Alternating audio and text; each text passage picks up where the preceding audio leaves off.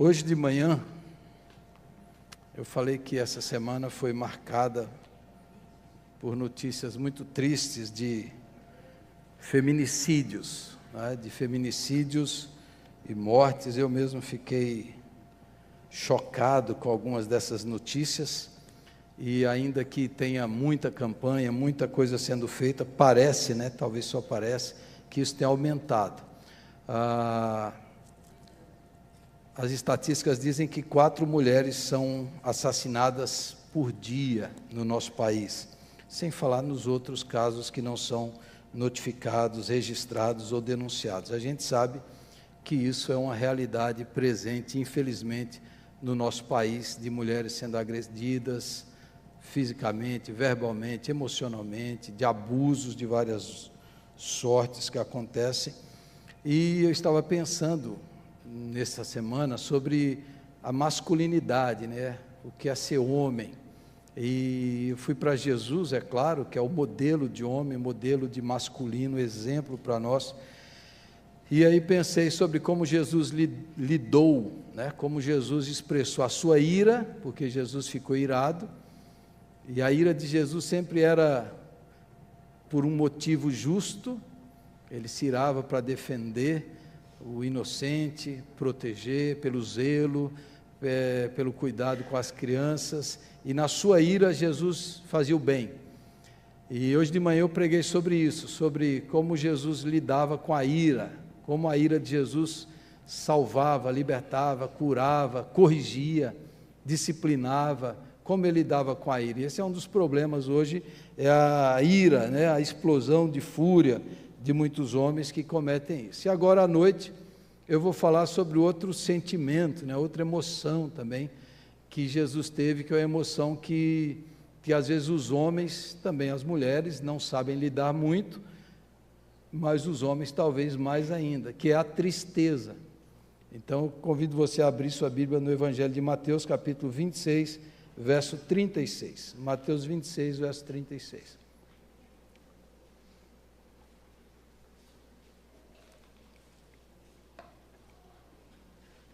Eu vou ler esse texto e vou ler o texto paralelo de Lucas 22, 39 a 46. Mateus 26 diz assim: Em seguida foi Jesus com eles a um lugar chamado Getsemane.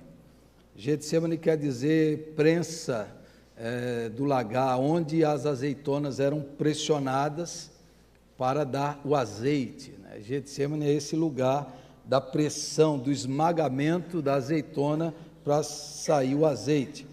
E disse a seus discípulos: assentai-vos aqui enquanto eu vou ali orar. E levando consigo a Pedro e aos 2 filhos de Zebedeu, começou a entristecer-se e a angustiar-se. Então lhes disse: a minha alma está profundamente triste até a morte. Ficai aqui e vigiai comigo. Adiantando-se um pouco, prostrou-se sobre o seu rosto, orando e dizendo: meu Pai, se possível, passa de mim este cálice, todavia não seja como eu quero, e sim como tu queres. E voltando para os discípulos, achou-os dormindo, e disse a Pedro: então, nem uma hora pudestes vós vigiar comigo? Vigiai e orai para que não entreis em tentação. O espírito, na verdade, está pronto, mas a carne é fraca. Tornando a retirar-se, orou de novo, dizendo: meu Pai, se não é possível passar de mim este cálice sem que eu o beba, faça-se a tua vontade. E voltando, achou-os outra vez dormindo, porque os seus olhos estavam pesados. Deixando-os novamente, foi orar pela 3ª vez, repetindo as mesmas palavras. Então voltou para os discípulos e lhes disse: ainda dormis e repousais? Eis que é chegada a hora, e o Filho do Homem está sendo entregue nas mãos de pecadores. Levantai-vos, vamos, eis que o traidor se aproxima. O texto paralelo, que vai acrescentar alguns detalhes a esse texto, registrado por Lucas capítulo 22, diz assim, Lucas 22, verso 39, texto paralelo. Lucas 22, 39. E saindo foi como de costume para o Monte das Oliveiras, e os discípulos o acompanharam. Chegando ao lugar escolhido, Jesus lhes disse: orai para que não entreis em tentação. Ele, por sua vez, se afastou cerca de um tiro de pedra e de joelhos orava, dizendo: Pai, se queres, passa de mim esse cálice, contudo não se faça a minha vontade, e sim a tua. Então lhe apareceu um anjo do céu, que o confortava, e estando em agonia, orava mais intensamente. E aconteceu que o seu suor se tornou como gotas de sangue caindo sobre a terra. Levantando-se da oração, foi ter com os discípulos, e os achou dormindo de tristeza, e disse-lhes: por que estáis dormindo? Levantai-vos e orai, para que não entreis em tentação. Amém. Que o Senhor aplique essa palavra em nossos corações. Amém.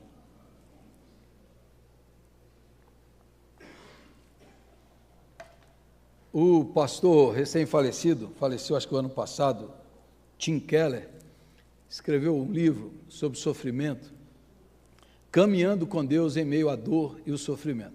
E o Tim Keller fez um estudo profundo, longo, detalhado, sobre o sofrimento na história. E ele percebeu que a geração presente, a nossa geração, essa geração que surgiu nos últimos tempos, é a geração mais despreparada para lidar com o sofrimento. E isso, inclusive, é a geração dos crentes, porque, de maneira geral, a gente nega o sofrimento, a gente finge, a gente busca pregações, cultos, que só fale de bem-estar social, emocional, espiritual, que tudo vai dar certo, que não vai ter problemas na sua vida, que você nunca vai sofrer. Esse é o tipo de pregação que nós somos atraídos, porque ninguém gosta de sofrer, isso é uma verdade. Mas as Escrituras Sagradas nos revelam que o sofrimento é uma realidade presente da condição humana nesse mundo depois do pecado. O sofrimento faz parte. E esse texto diz um momento assim de grande sofrimento de Jesus, de grande sofrimento, de um sofrimento intenso, físico, emocional e espiritual, de uma batalha. O nome Getsemane é porque Jesus está sendo esmagado. Ele está diante daquela hora que ele vai ser preso, aí vai começar todo o processo de sofrimento físico, emocional e espiritual, que vai culminar na cruz, no julgamento dos nossos pecados, de levar o pecado da humanidade inteira, que vai chegar àquele ponto que ele vai sentir o abandono de Deus, o desamparo de Deus, que ele vai gritar: Deus meu, por que me abandonaste? Nesse momento aqui, Jesus está antevendo, prevendo que chegou o grande momento da sua vida, momento para o qual ele veio, e o seu corpo humano está esmagado diante dessa perspectiva. O estresse físico que Jesus tem, acontece esse fenômeno da hematitrose, que é quando o nosso suor se mistura com o sangue.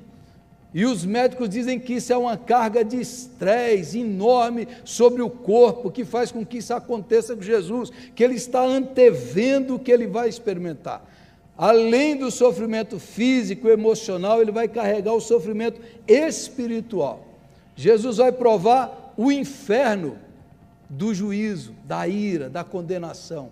E aqui é o momento que ele vai passar por isso. Como é que lida com o sofrimento?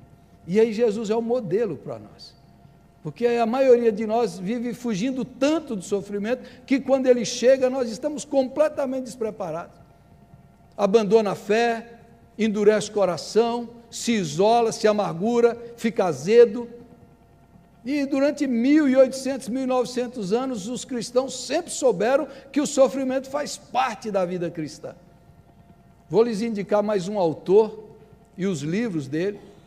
Inclusive tem um livro dele ali, já citei, Dr. Ismael Sobrinho, psiquiatra de Minas Gerais, Belo Horizonte, tem escrito livros maravilhosos sobre a psiquiatria em Jesus, sofrimento emocional e espiritual, e o último deles, Sofrimento Roubou a Minha Fé. Ele mesmo experimentou um sofrimento intenso, e lidando com pacientes, lidando com um filho internado na UTI, frequentando ali, vendo o sofrimento, lidando com pacientes crentes com crises psiquiátricas, sofrendo, e ele escreveu esse livro, um livro que saiu há pouco tempo, para nos relembrar, e é um livro muito prático, muito didático, mais didático do que o do Tim Keller, que pode até lhe ajudar, se você está passando aí por alguma crise, né?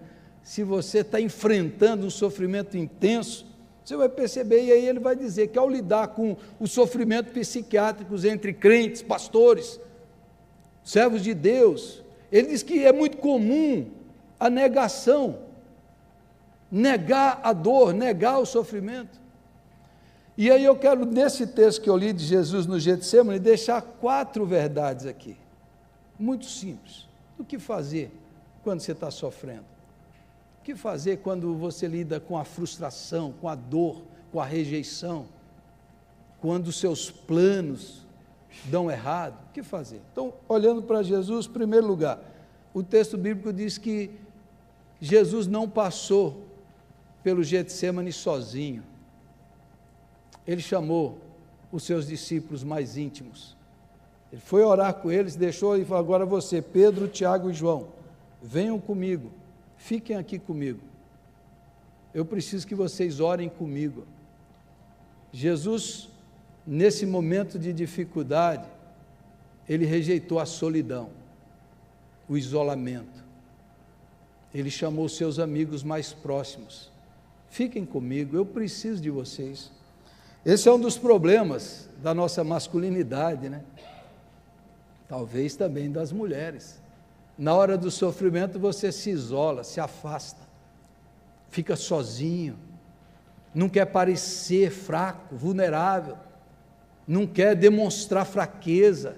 Nesse mundo que a gente foi criado para mostrar força, força, força, a gente não quer mostrar a nossa dor, e aí eu vou me afastar, porque a gente só cria amigos para festa, amigos para celebração.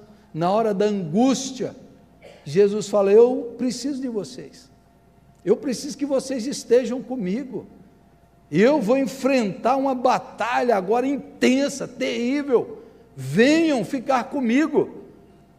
Jesus enfrentou com alguém, irmãos. Observem como as pessoas hoje estão solitárias.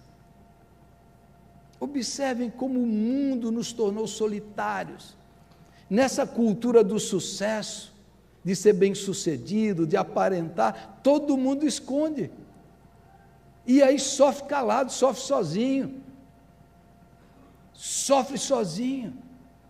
Não tem amigos para carregar o fardo. Não tem amigos para chorar junto, para enfrentar a dor juntos. E isso vai crescendo. Quando você está sozinho, isso potencializa, né? Tem um estudo que diz que quando você está sentindo dor física, e aí eles medem isso no corpo, a intensidade, com os aparelhos, quando você está sentindo dor física, é uma coisa, mas quando alguém dá a mão para você, a sensação de dor diminui, porque a dor compartilhada é dor diminuída. A dor compartilhada é dor diminuída. Não sofra sozinho. Não sofra sozinho. Jesus não passou por isso sozinho. E mais. Segundo, Jesus mostrou-se vulnerável, versículo 38 de Mateus 26, a minha alma está profundamente triste até a morte, ficai aqui e vigiai comigo. Jesus diz: eu estou tão triste, eu estou numa angústia de morte, há um peso dentro de mim tão grande, venham orar comigo. Jesus não escondeu a sua vulnerabilidade, irmãos. A gente vive uma espiritualidade cristã de super-heróis, de gente invulnerável, de gente que só conta vitória e glória, e não conta os tropeços, os tropicão, não conta. Hoje de manhã eu contei aqui como Deus tratou a minha ira, e tem gente que fica assustada: nossa, o pastor tinha ira? Não, por que não? Porque a gente cria ideias na cabeça, fantasias, idealiza as pessoas. e cria uma espiritualidade. Tem um livro maravilhoso que todo jovem crente fervoroso já leu, né? Todo jovem crente, Heróis da Fé, Orlando Boyer. Pega os grandes heróis da fé, e a gente ora e chora, e fala, eu quero ser igual a esse homem. Maravilhoso o livro, mas ele só conta as coisas boas dos heróis da fé. Ele não conta. Aí depois que você cresce, depois que você vai estudar, você vai aprender, você fala, o João Wesley, maravilhoso, avivalista, cheio do Espírito Santo. Só quem não gostava dele era a mulher dele. Casamento fracassado. Eu poderia falar um monte de outros que eu fui descobrir aqui. Porque a gente, e a Bíblia não esconde os erros dos homens e das mulheres de Deus, e nem as fraquezas. Jesus aqui não tem do que se envergonhar, mas na nossa mentalidade não pode mostrar fraqueza, não pode mostrar que está triste. Um pastor esses dias me falou que ele estava pedindo oração por alguém da família, e alguém da igreja falou, pastor, pare de pedir oração, está ficando feio um pastor ficar pedindo oração. Você entendeu? Essa mentalidade só adoece as pessoas, da aparência, do fingimento, de mostrar pessoas invulneráveis, de pessoas que não têm fraqueza, que não têm dor, que não passa por crises. Todos os homens de Deus passaram por crises e tiveram suas falhas. O Senhor Jesus não teve pecado, mas Ele não finge, Ele não nega, Ele não quer aparentar algo para os discípulos que não seja verdade. Eu estou triste, triste até a morte. A vida cristã não é só vitórias, não é só prosperidade. A vida cristã é marcada por dores, por lutas, por batalhas, e muitas vezes a gente perde, e muitas vezes a gente não dá conta, e muitas coisas que você já buscou e Deus disse não, e não aconteceu. Então o doutor Ismael diz que ele lida lá com pessoas que chegam lá, a pessoa está lá sofrendo, mas ela está, não, eu estou bem, porque eu tenho que falar que eu estou bem. E aí ele diz que o problema piora, porque a pessoa não reconhece a sua necessidade de tratamento, de remédio, porque ela acha que é de fé, porque ela aceitou Jesus, ela deixou de habitar num corpo de carne, ela deixou de habitar no corpo que a Bíblia diz que é um corpo corruptível, é um corpo perecível, é um corpo que morre, que envelhece, que adoece, que perde vitaminas, perde substâncias, perde células, perde os hormônios, perde um monte de coisa. Então, se a gente não aprender a viver a espiritualidade de Jesus, aí é um monte de gente sofrendo, fingindo. E aí, como pastor, eu tenho uma dificuldade de lidar, sempre tive, quando eu vejo pessoas mentindo para mim, na minha frente, na minha cara. Pessoas que querem impressionar o pastor, e eu sei que é mentira. Pessoas querem impressionar o pastor, dizendo isso, e você sabe que aquilo é mentira, aquilo é fingimento. Aquilo é fingimento. Você sabe que a vida real não é daquele jeito, que a pessoa não vive aquela espiritualidade que na frente do pastor ela aparenta.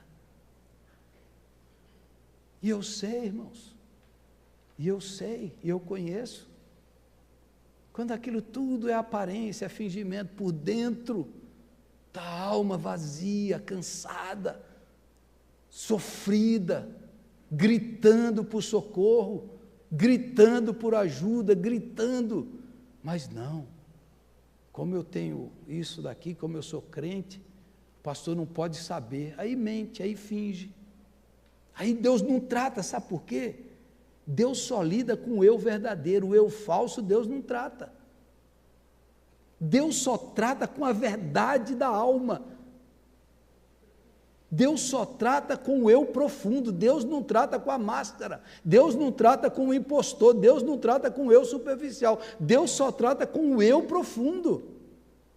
Quando a mulher samaritana, quando Nicodemo chega, quer ter uma conversa protocolar com Jesus, Jesus vai direto na alma. Jesus vai direto na alma, porque Jesus não trata da aparência, do fingimento. Está tudo bem. Quando não é verdade. Jesus diz: eu estou triste, meus irmãos, triste até a morte. E aí a gente vai fingindo, e aí as pessoas vão desabando, desmoronando. O que tem de pastor hoje enfrentando burnout, esgotamento emocional, o que tem de pessoas, o que tem de gente vivendo à base de remédios no ministério. Por quê? Porque ele não pode aparentar, não pode demonstrar. E aí a gente passa isso para os líderes da igreja, e os líderes vai passando para outro, vai passando, e vai vivendo a cultura do fingimento.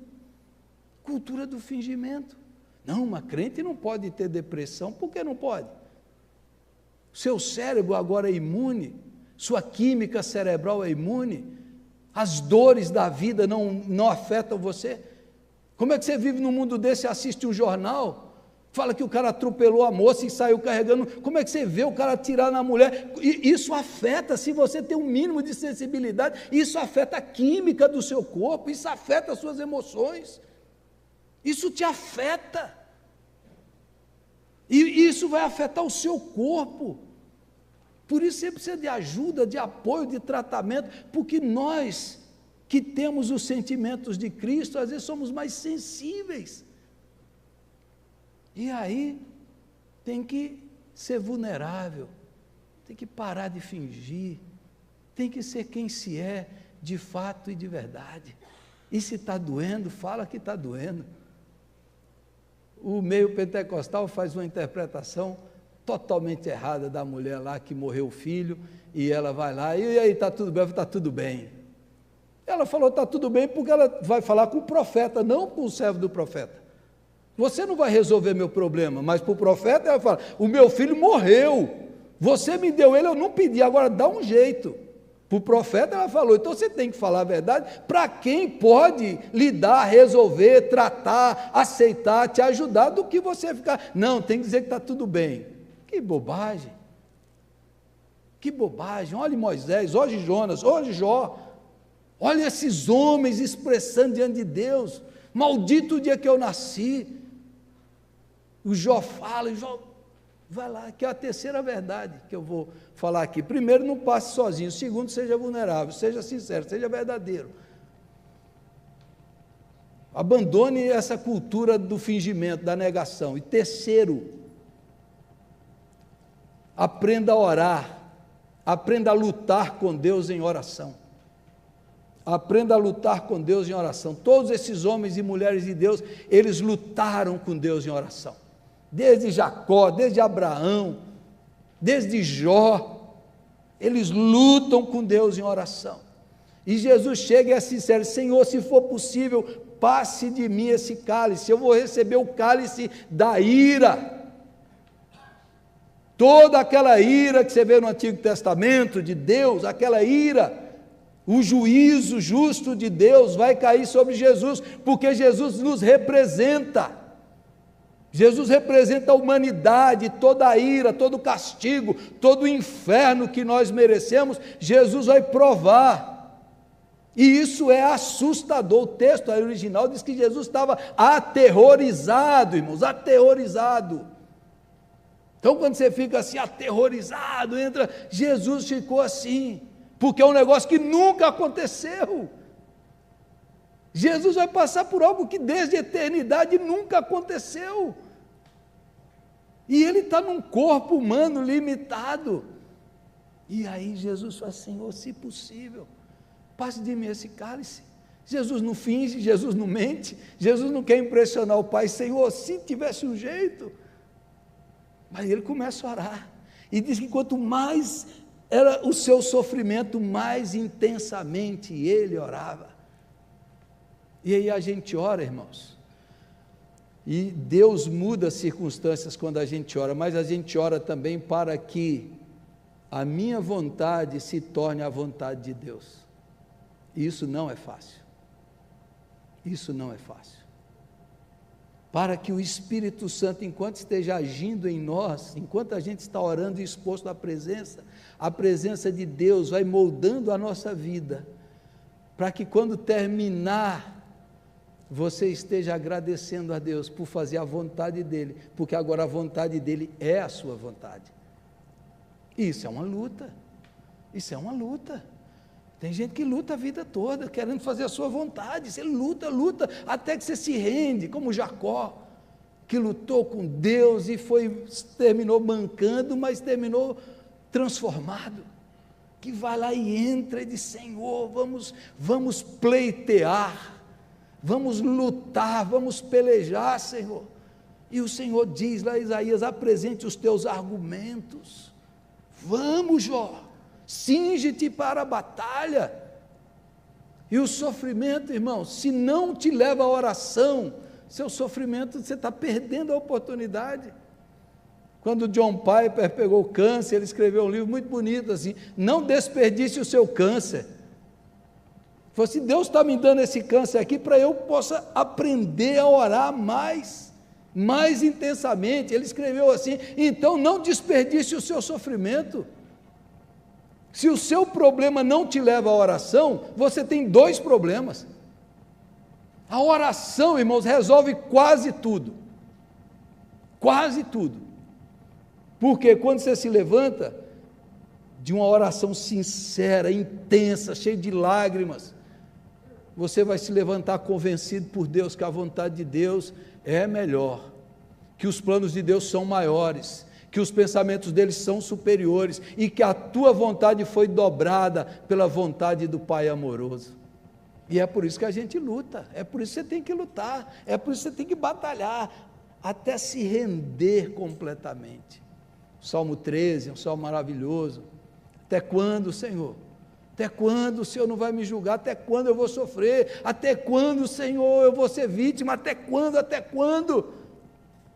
Desse jeito eu vou morrer e os meus inimigos vão zombar de mim, Senhor, até quando? Aí ele diz: Senhor, restaura a minha vida, restaura o brilho dos meus olhos, Senhor, restaura a minha vontade de viver. Aí ele termina o salmo, ele começou desabafando, chorando e brigando, passou pelo clamor, pela súplica, e ele termina: agora eu vou cantar louvores ao Senhor, porque o Senhor tem me feito muito bem. Irmãos, não tem terapia mais extraordinária do que uma oração intensa.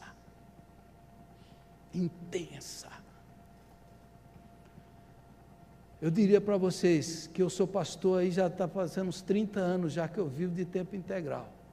O que me livrou de viver à base de remédios?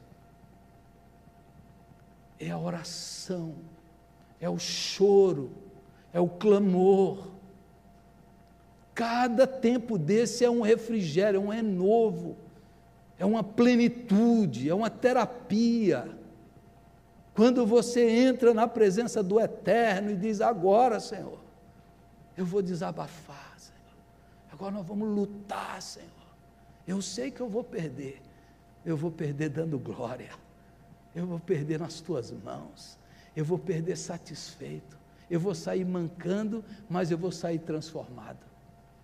Se você é um crente que não ora, talvez você ainda não nasceu do Espírito, talvez você ainda não nasceu do Espírito Santo. Se você está enfrentando lutas e não ora, você está desperdiçando o seu sofrimento, você está desperdiçando sua dor. Reuniões de oração são maravilhosas. Tem crente que não gosta, eu não sei como que não gosta. Reuniões de oração, alguém orar por mim, ele ora por mim, me abençoa, me leva ao trono da graça, coloca o meu nome diante de Deus, a minha família, a gente ora aqui, aquilo ali, o Senhor te revigora, o Senhor te restaura, o Espírito derrama óleo novo na sua cabeça, te dá uma energia. Então, quando você estiver sofrendo, ore, mas ore de verdade, ore, clame, brigue com Deus, apresente sua causa ao Senhor, pleiteie com o Senhor. O Senhor não gosta de covardes, o O senhor não gosta de covarde? Quando Jeremias disse, Senhor, o senhor me enganou, o senhor me seduziu, eu fui enganado pelo Senhor, o senhor disse que eu seria forte, mas eu sou frágil, eu não aguento nada. Aí o profeta diz, mas quando eu falei, não vou pregar mais, a tua palavra dentro de mim foi como fogo nos meus ossos, aleluia. Entendeu? Quando Jó batalha com Deus, e Deus, prepara-te, ó Jó. Deus gosta de gente corajosa, de gente que não fica fingindo, que fala com Deus, fala, Senhor, não gosto, não aceitei, como é que o Senhor faz isso, como é que o Senhor faz isso? Vai lá, entra diante de Deus. Por que isso não aconteceu na minha vida? O Senhor também, em vez de ajudar, o Senhor fica atrapalhando? Você já falou isso para Deus ou não? Eu orei por uma pessoa, mas eu orei com uma fé, a pessoa estava precisando tanto, eu falei, agora eu vou até sexta-feira, vai acontecer. Aí não aconteceu. Aí eu falei, Senhor, o Senhor em vez de ajudar, o Senhor atrapalha, custava se eu fazer alguma coisa. Agora você acha que Deus vai ficar bravo com isso? Deus quer gente assim, meu irmão, que orações verdadeiras do salmista, que diz, Senhor, caducou a tua promessa, o Senhor está dormindo, onde é que está o Senhor? E aí Deus vem ao seu encontro, porque Deus não resiste ao coração quebrantado e contrito, Deus não resiste, Deus se rende, e leva você a aceitar a vontade dEle, e a vontade dEle acaba sendo a sua vontade. É isso que a oração faz, meu irmão. E aí Jesus vai lá e diz, Senhor, faça-se a tua vontade, eu me rendo, eu me entrego. E aí por último, meu irmão,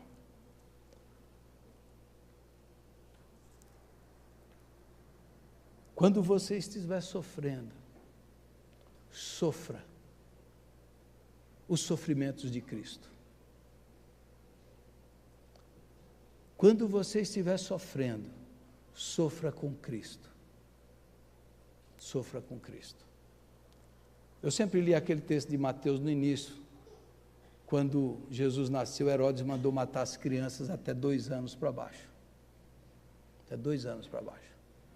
Belém é uma cidadezinha pequena, não foi muita gente, talvez 20 crianças, mas uma criança que fosse morta já seria uma crueldade terrível. E esse texto eu sempre carreguei no meu coração, eu falei, Senhor, será que Jesus, quando cresceu, ele não ficou pensando assim, pô, essas crianças morreram por minha causa, eu causei a morte dessas crianças? Você já pensou isso, não? Eu já pensei. Isso não era um peso sobre Jesus? E estava pensando sobre isso essa semana, meditando, e aí o Senhor falou assim, pois é, a maior bênção de todas que vocês recebem é crer que eu morri por vocês. Isso lhes dá a salvação e a vida eterna. Mas tem uma bênção maior. É quando alguém aceita a minha morte, crê em mim e morre por mim. Essas crianças morreram por minha causa, sem nem saber. Mas o galardão e o prêmio delas está diante do Senhor, porque elas morreram por causa de Jesus.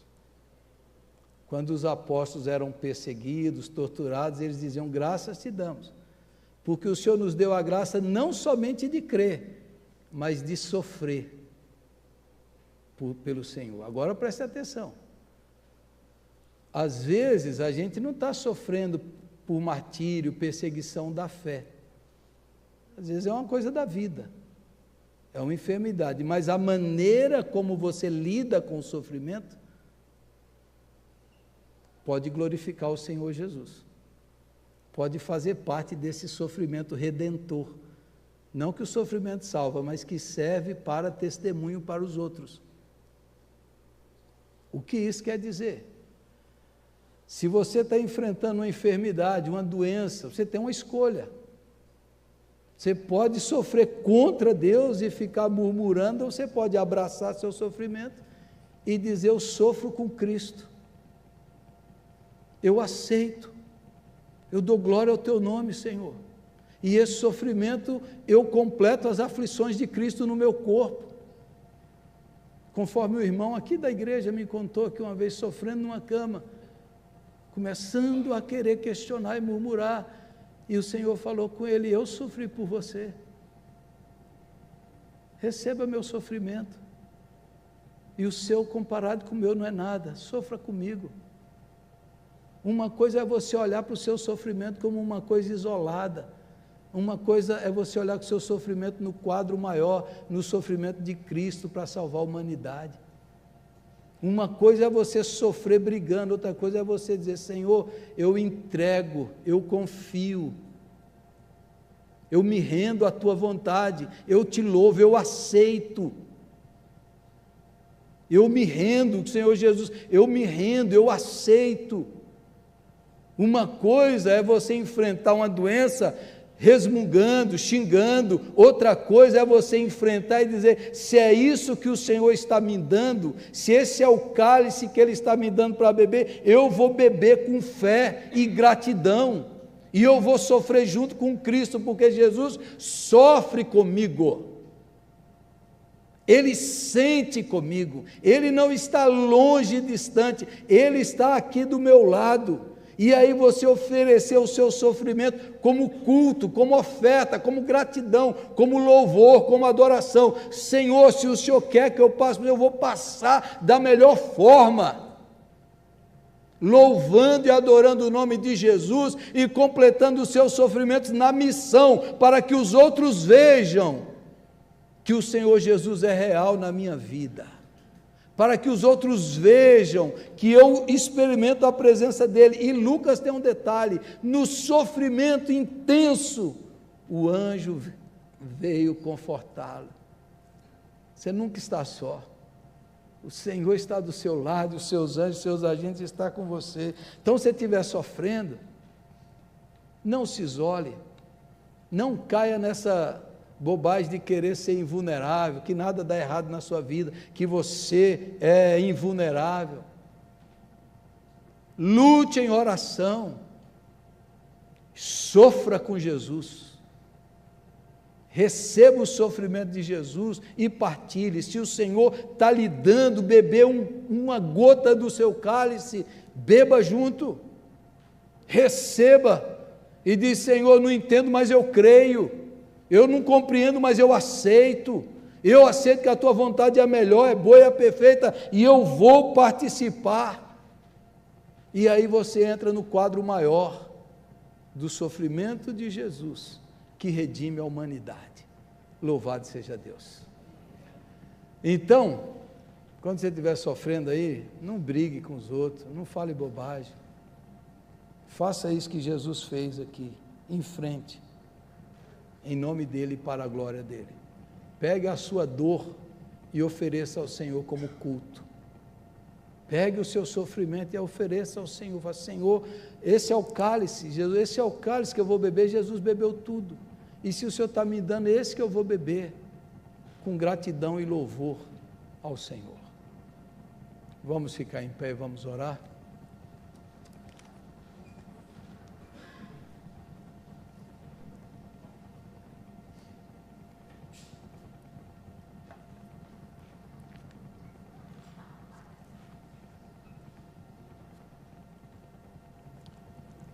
Feche os seus olhos e ore ao Senhor. Quais são as dores que você está carregando? Talvez o sofrimento tenha te endurecido, te isolado. O Espírito Santo nos convida essa noite a sermos sinceros e verdadeiros, a cultivarmos amizades profundas, e a oração, O Senhor te convida: vem, filho meu, vem, filha minha, apresenta a tua queixa, apresenta a tua demanda, apresenta a tua dor, seja verdadeiro, seja real, seja sincero. Pegue o seu sofrimento e entregue ao Senhor. Fale: Senhor, eu não vou fugir, eu não vou negar, eu não vou fingir. Eu preciso que o Senhor esteja comigo. Eu preciso que a tua presença seja perceptível. Eu não dou conta sozinho, eu não consigo sozinho, mas eu quero sentir a tua mão, o teu abraço, a tua presença. Como Jesus teve um anjo confortando, eu preciso do conforto, eu preciso da presença, eu preciso da tua voz. Ore ao Senhor, presente para Deus. Senhor, o Senhor sabe que todos nós carregamos dores das mais variadas, angústias, nada te oculto, ninguém pode fingir diante do Senhor, mas Senhor, nós queremos pedir que nessa igreja aqui, que ninguém sofra sozinho, Senhor, que ninguém sofra sozinho, nos ajude a não termos uma cultura religiosa falsa, fingida, de aparência, nos ajude a sermos verdadeiros, a sermos humanos, vulneráveis, nos ajude, Jesus bendito, a expressarmos os sentimentos em oração, diante do Senhor, na tua presença, porque nós não estamos diante de um Deus que não sabe o que é sofrer, o nosso Deus tem as mãos furadas, o nosso Deus sabe o que é dor, o nosso Deus experimentou a rejeição, experimentou o inferno, para hoje ser compassivo e solidário, para hoje nos ajudar, para hoje nos abraçar, e agora, Senhor, nós queremos oferecer a Ti as nossas dores, queremos oferecer as nossas angústias, queremos abraçá-las e dizer: Jesus, nos ajude a suportar, nos ajude a viver com fé, nos ajude a nos alegrarmos no Senhor, porque o Senhor é maior que qualquer sofrimento, porque o Senhor é maior do que a morte, porque o Senhor ressuscitou, porque o Senhor é melhor, o consolo do Senhor é melhor que todas as dores dessa terra. Ser consolado, ser abraçado, ser amado, ser ajudado pelo Senhor, é o maior prazer e a maior alegria. Senhor, que tudo isso nos leve para mais perto da Tua presença gloriosa, da Tua consolação gloriosa, que os Teus filhos e filhas sejam fortalecidos no Senhor e na força do Seu poder, que a gente saiba e descubra que no meio das dores desse mundo, nós temos lugar de refúgio, nós podemos levar a Deus, e o Senhor nos alivia, nos refrigera, nos restaura, nos renova, nos reaviva, nos restaura. Sim, Senhor, que nós possamos concluir como salmista: cantarei ao Senhor, porque Ele tem me feito muito bem, porque o Senhor sempre é bom, porque mesmo sem entender, mesmo sem discernir, o Senhor sempre é bom na nossa vida, e a Tua vontade é sempre boa, perfeita e agradável, e aquilo que o Senhor faz é o melhor. Então, Senhor, na angústia, no choro, nos ensine a cantar louvores, nos ensine a orar mais intensamente, mais apaixonadamente, nos ensine, Senhor, a depender mais da Tua graça, nos ensine a buscar o refúgio em Ti, meu Pai, porque o Senhor não é um ídolo morto, o Senhor é um Pai amoroso, que nos atende, nos socorre, nos acolhe. Louvado seja o Teu nome.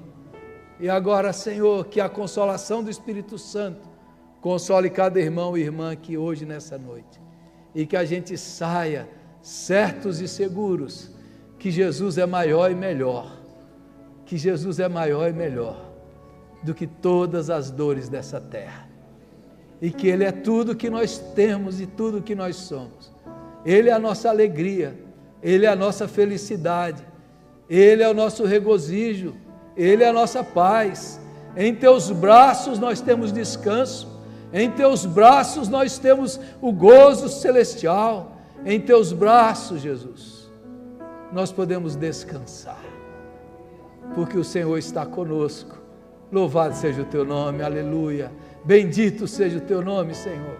Bendito seja o nome do Senhor Jesus, que não desistiu, que não retrocedeu, que não fugiu, mas que enfrentou a cruz, que abraçou o cálice do juízo e bebeu até o último gole, para que hoje nós bebêssemos o cálice da salvação. Sim, Senhor, louvado seja o teu nome por isso, porque em troca da alegria que lhe estava proposta, ele suportou a cruz.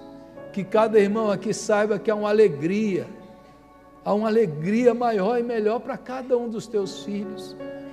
E quanto maior é a tribulação, maior é a glória, porque as dores promovem um peso de glória. Que cada irmão aqui saiba e creia e sinta e experimente isso no seu coração, em nome de Jesus, em nome de Jesus, amém.